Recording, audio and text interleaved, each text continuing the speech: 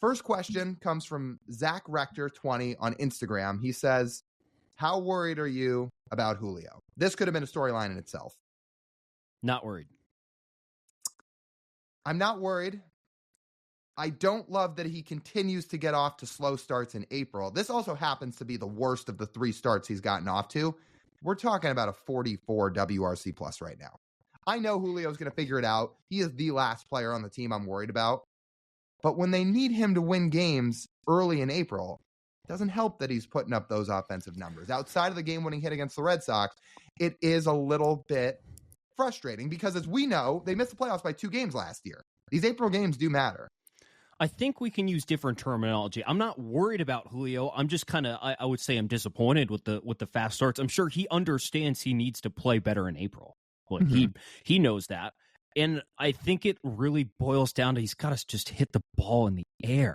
He's having no problem scalding the baseball right now. The problem is he's mashing it like at unideal launch angles. You got to hit the ball in the air to do damage. And he hasn't done that so far. If he was hitting more fly balls right now, he would be doing significantly better. I'm sure of it. He would have a couple home runs by now because he's like in the Blue Jays series, he was scalding the baseball, but he didn't have much to show for it.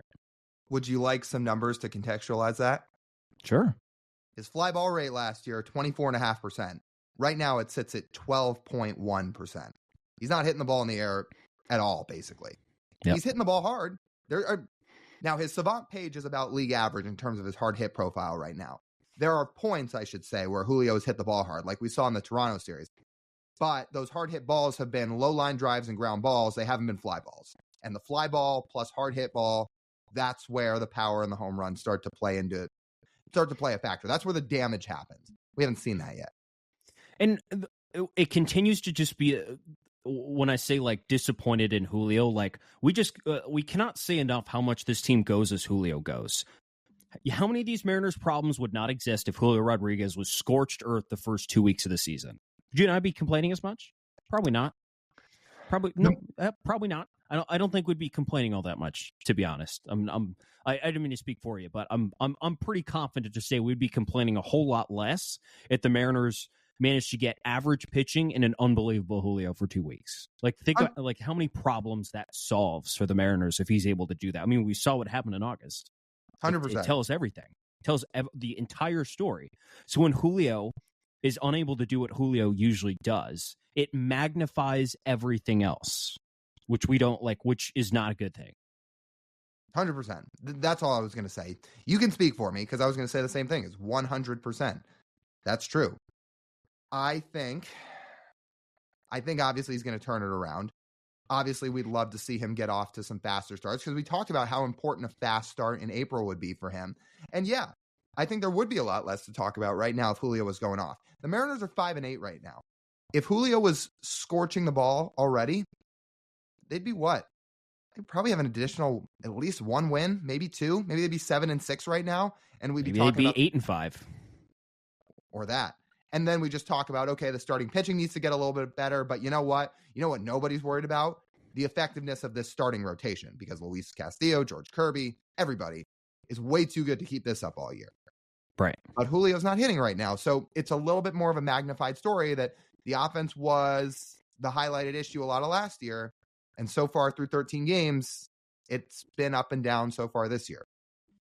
It just, and again, disappointing. It I know Julio probably feels that this shouldn't be happening, but yeah, you know, it is. Yeah.